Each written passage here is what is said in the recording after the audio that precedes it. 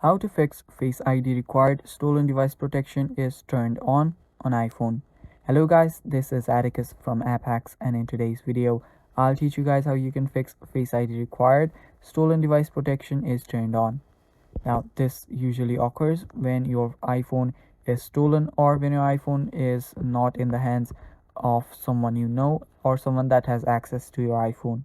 So what you can do here is go to your settings, and the only thing you can do is turn off your Face ID.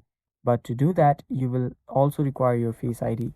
So go to your Face ID and password and type in your passcode. After you do that, scroll down, and here you can reset your Face ID, but that will require your Face ID too. So just go to this option right here that's called stolen device protection and turn this off. But to turn this off, you'll also require your Face ID. So whatever you do, there is no method to turn off security stolen device protection with Face ID. So make sure it's you who is changing this. And after you just turn this off, you won't be getting the Face ID required option again.